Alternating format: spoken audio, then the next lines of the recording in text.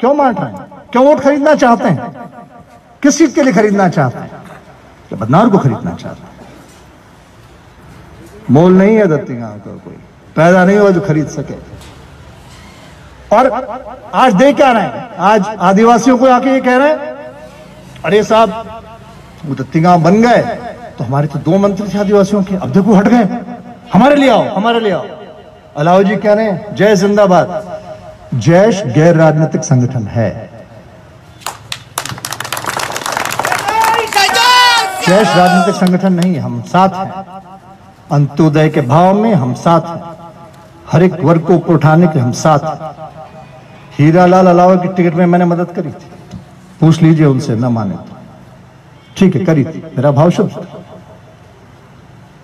लेकिन ये जो लोग कह रहे हैं आके हमारे यहाँ पे आदिवासी भाइयों को कह रहे हैं, विशेष तौर कुछ नहीं कर रहे हैं, वो दलित बस्तियों में जा रहे हैं, आदिवासियों के पास जा रहे हैं, उनको लेने को उनसे कह रहे हैं, अरे देखो ऐसा थे उमंग सिंगार जी से लेके हनी बघेल जी से लेके कांतिलाल भूरिया जी से लेके, ये कितने दिनों बदनाम रहा है जब मंत्री थे, कौन सा जन कल्याण का काम कर गए जब मंत्री थे, कितने पैसे इनके मंत्रालय से दे दिए जब मंत्री थे। कमलनाथ जी अपने पूरे जीवन में मात्र 3 बार बदनावर पधारे हैं, मात्र 3 बार। 50 साल केंद्र में मंत्री रहे होंगे, मुख्यमंत्री रहे होंगे मध्य प्रदेश के। एक बार जब हमने चौपाटी पे रोका, रतलाम से पधारे चुनाव के पूरे प्रचार पर सिंधिया जी साथ, हमने उनका स्वागत किया। दूसरी बार नागदा की सभा में आए, ये कहने कि मुझे वोट दो, फिर से मुख्यमंत्री बना दो। तीसरी बार कोटेश्वर की सभा में, और क्या कह गए, क्या अपील कर गए बदनावर के मतदाताओं से? वो कह गए कि हाँ मेरे को वोट दोगे तो बदनावर का मंत्री तो नहीं बनाऊंगा, लेकिन मुख्यमंत्री जरूर दे दूंगा मैं आपको, छिंदवाड़ा जैसा रखूंगा। अरे कस्तर रखेगा भाई, 1600 करोड़ दिया था, 16,000 करोड़ दिए थे छिंदवाड़ा के, आपने तो नहीं दिया था। लड़ना पड़े हमारे नरो, ली नर्मदा तो उद्घाटन करो, टेम नहीं थोड़ा है। और मुख्यमंत्री हमें क्यों चाहिए भाई? मुख्यमंत्री तो हमारे पास है, मुख्यमंत्री तो है मध्य प्रदेश में, बदनावर को चाहिए अधिकार। और आज आप बताइए, चलिए कोई आपको कुछ कह दे कि राजवर्धन सिंह दत्ती गांव को वोट मत दो, भाजपा को वोट मत दो, उससे लाभ क्या है बदनावर को? क्या लाभ है बदनावर को? चलो बिड़वाल को क्या लाभ है बताइए? मतदाता मत देता है, पिछली बार हमने मत दिया वचन पत्र के आधार पे। मैं दोहराता हूं वचन पत्र में क्या लिखा था। हम गए मंदसौर, राहुल गांधी ने खुली सभा में कहा समूचे मध्य प्रदेश के समूचे किसानों का कर्जा 10 दिन में माफ, और 10 दिन में माफ ना होगा तो 11वें दिन मुख्यमंत्री बदल देंगे। आप मुझे बताइए बिड़वाल में 10वें दिन कौन सा ऐसा किसान है जिसका कर्जा था, उस बैंक ने उस कर्जे का अनापत्ति प्रमाण पत्र एनओसी उसको दे दी? एक किसान का नाम बता 10वें दिन। चलिए मध्य प्रदेश में बता दीजिए, पूरे मध्य प्रदेश में 10वें दिन कमलनाथ जी की शपथ लेने के बाद एक किसान का नाम बता दीजिए, बैंक का रिकॉर्ड बता दीजिए, वो सर्टिफिकेट मुझे ला दीजिए जो ये बता दे कि उस किसान का 10वें दिन कर्जा माफ होकर उसको बैंक से एनओसी मिल गई।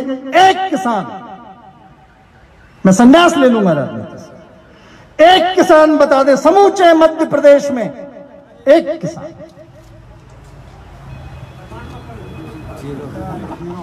जीरो। क्या 11वें दिन कमलनाथ जी ने इस्तीफा दे दिया? दे दिया। रघुकुल रीत सदा चली आए, और आप फिर आ गए, फिर मुख्यमंत्री बन गए। आवास के अधिकार की बात करी गई, वचन पत्र में लिखा है, रिकॉर्ड में होगा सबके पास, मेरे पुराने साथियों के पास होगा जो मेरे साथ गए थे गली गली मोहल्ले मोहल्ले। आप बता दीजिए उस कार्यकाल में बिड़वाल में एक कुटीर मंजूर हुआ हो? पता कोई है? एक चलिए बिड़वाल छोड़िए, छोटा, पूरे मध्य प्रदेश में बता दीजिए, पूरे मध्य प्रदेश में एक कुटीर मंजूर हुआ हो उस कार्यकाल में? एक कुटीर नहीं। पता है क्यों नहीं हुई? मैचिंग ग्रांट आती है, कुछ पैसा केंद्र देता, कुछ राज्य ने पैसा ही नहीं दिया। बीमे का मैचिंग ग्रांट पैसा नहीं भरा राज्य ने। महिला के समूह के कर्जे माफी की बात थी, एक महिला के समूह का नाम बता दीजिए जिसका 15 महीने में कर्जा माफ। एक बिड़वाल में, चलिए मध्य प्रदेश में बता दीजिए, एक ऑन रिकॉर्ड कह रहा हूं, एक बता दीजिए। युवाओं के रोजगार की बात हुई, 4000 रुपए भत्ता महीने का। बिड़वाल में कोई एक नौजवान जिसको 4000 रुपए महीने भत्ता मिले? एक नौजवान। चलिए मध्य प्रदेश में बता दीजिए, एक नौजवान 5 रुपए दूध पे बोनस।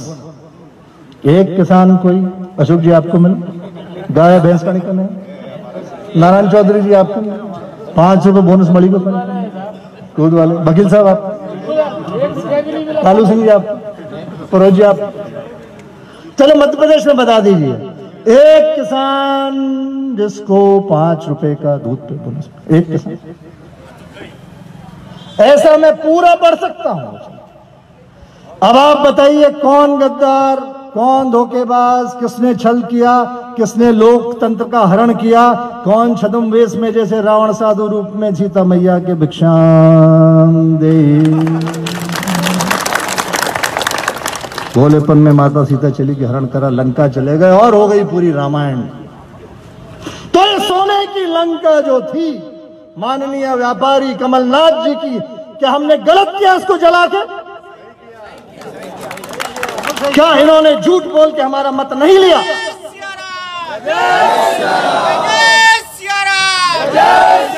मैंने प्रमाणित किया 5-7 चीजें जो एक भी जिस पे खरा नहीं। क्या आवश्यकता 16,000 करोड़ रुपए की वहां पे छिंदवाड़ा,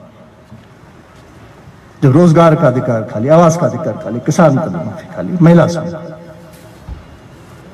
और मैंने तो तब भी कह दिया, मैंने जो 27 दिसंबर 2018 को कहा, फिर मैंने कहा साहब आपका टाइम अप हो गया, कुछ नहीं, क्या करोगे?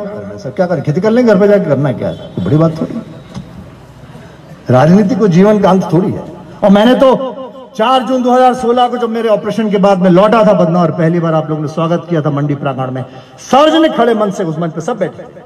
स्वर्गीय रतन सिंह जी कामदार थे, कांग्रेस के प्रत्यक्ष कमल सिंह पटेल थे, समुद्र सिंह, तमाम थोड़ा नेतृत्व बैठा। मैंने कहा था खुले रूप से कि इस काल में जब मैं बीमार रहा, मैंने बहुत आत्मचिंतन मनन किया और मुझे लगता है कि मैं घर पे जाके थोड़ा समय अपने गांव वालों को दूं, कुछ समय अपने परिवार को दूं।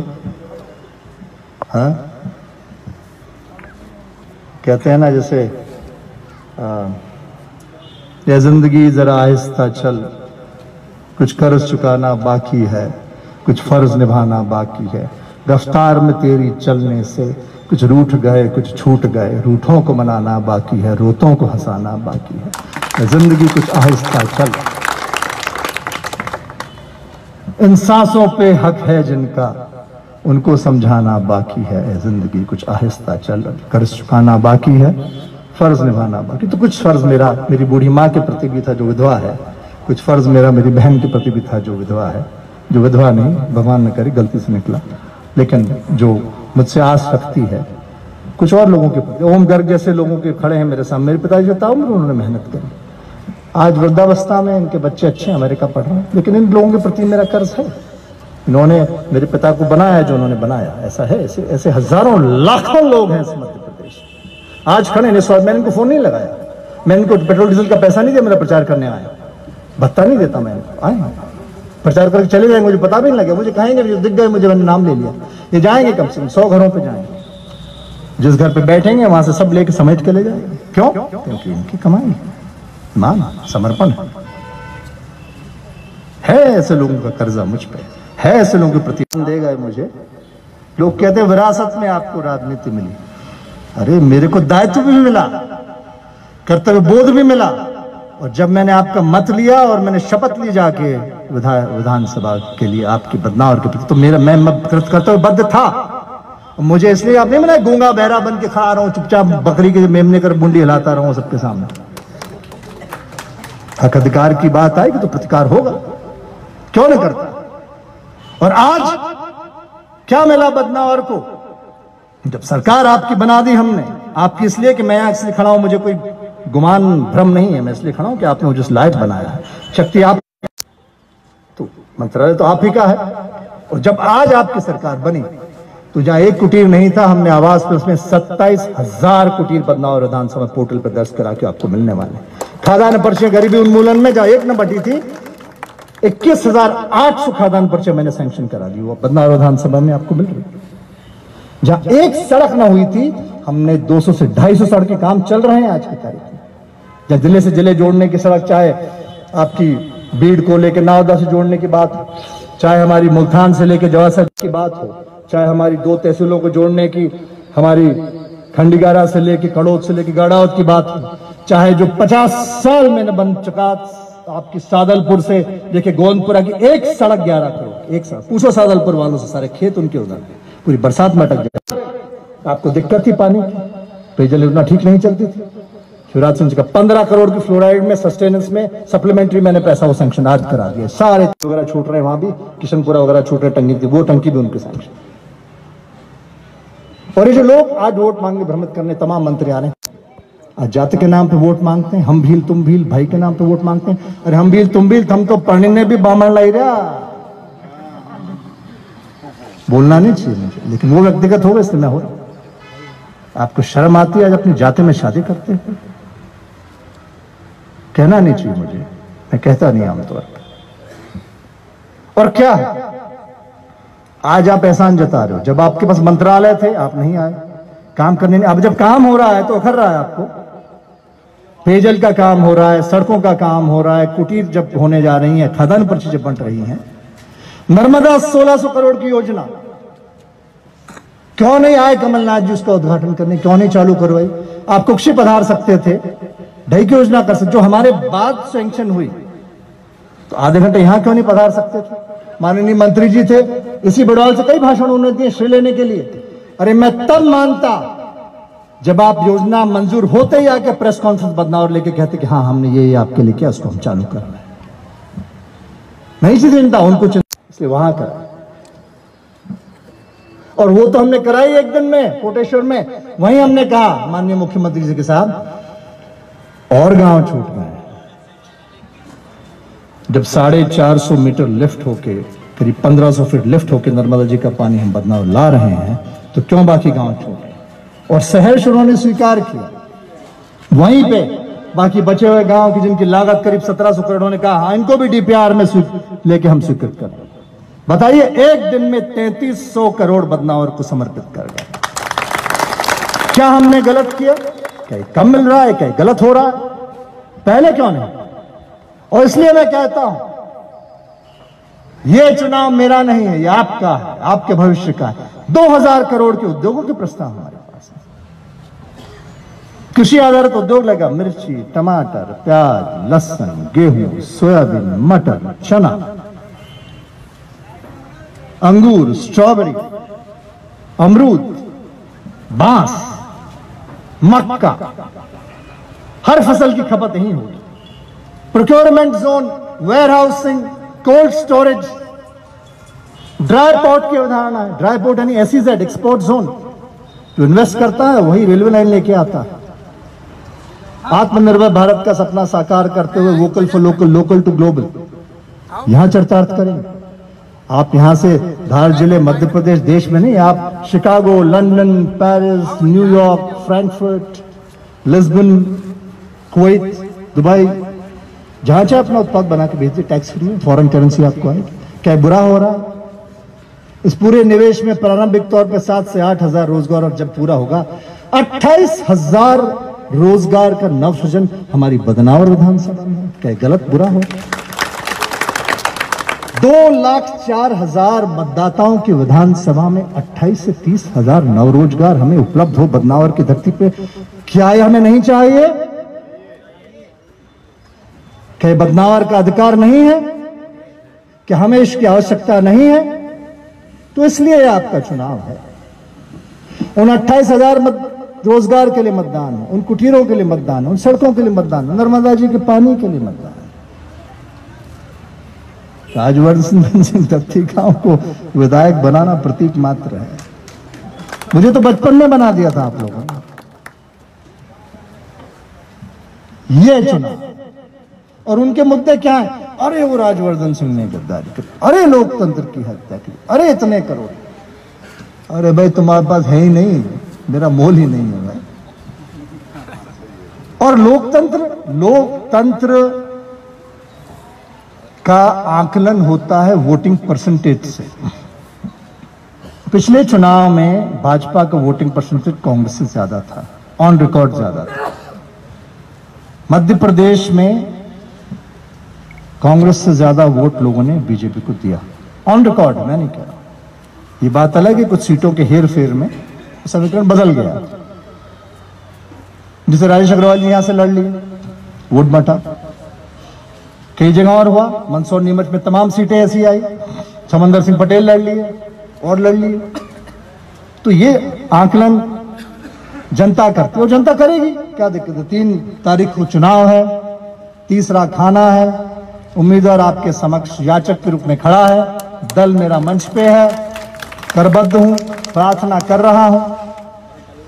मेरे भविष्य की मुझे चिंता नहीं, लेकिन चिंतित मैं अवश्य हूं बदनावर के लिए, क्योंकि ये मेरा कर्तव्य है, क्योंकि मेरे पिता मुझ में कर्तव्य बोध डाल गए और मेरी माता आज तक उसकी रक्षा करती है। इसलिए मेरा आपसे निवेदन है। अब वो तो खैर कई बातें, गाने भी हैं, कुछ तो लोग कहेंगे, है ना, लोगों का काम है कहना।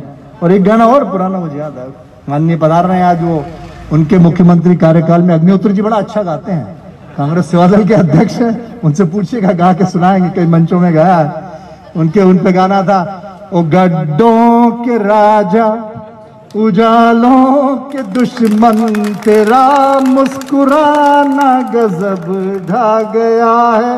राजा साहब पधार रहे हैं आज फिर से, हमारी तरफ से सलाम कहिएगा और गाना सुनाइएगा, भूत की याद दिलाइएगा और भविष्य का जो हम करने जा रहे हैं तस्वीर भी दिखाइएगा और कहिएगा कोई तुलना